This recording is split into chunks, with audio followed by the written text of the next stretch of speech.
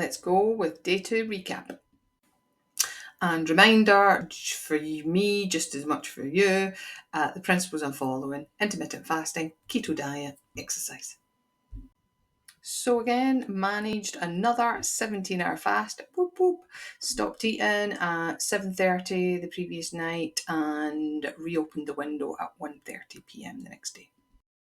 So today's exercise consisted of 7,000 steps, which I'm very happy about, and 5 minutes rebounding, which was hard work. 5 minutes, you think that's not going to be tough, but my goodness, it was.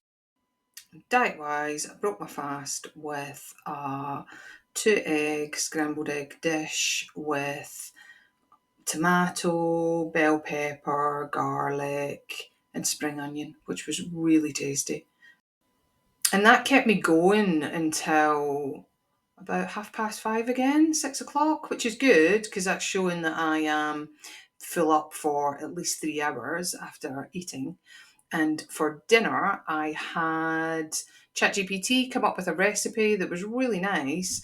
And it was leeks, mushrooms, garlic powder, double cream, and butter, and just kind of sauteed that. And then I had ChatGPT had said that I could have a potato snack later on, but I used that potato allowance and added that to the leek and mushroom dish. And that was actually very satisfying. I didn't think it was going to be, but it did fill me up. Then for pudding, I had Greek yogurt again because it's high in protein. And this time I had like a keto granola that I'd made a few weeks ago.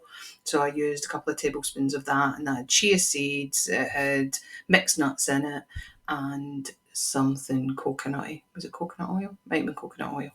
And that was really nice. So hopefully that will see me through until I break my fast again tomorrow. The other thing I wanted to add is that when I am in my fasting state, I'm making sure that I drink at least 2 litres of water a day. And in the mornings, it has to be a couple of filter coffees. Black coffee, nothing else in it, so that it doesn't break my fast. But that really does help to curb my appetite a little bit and wake me right up. So the body benefits I have hopefully achieved through the diet today, it has been to, again, look at really lowering my insulin levels and pushing me towards a state of ketosis.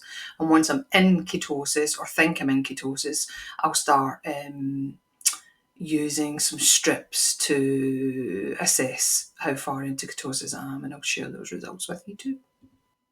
Just another reminder that I am using ChatGPT as my coach. I am trying to manage all of these perimenopause roller coaster through diet, exercise, and natural methods. And making these videos already is really helping me to stay motivated. Admittedly, it is only day 2, but we're on day 2. And it's better to be on day 2 than day 0. So if you're enjoying these videos, please think about following the playlist. The link to the previous video will be at the end of this one.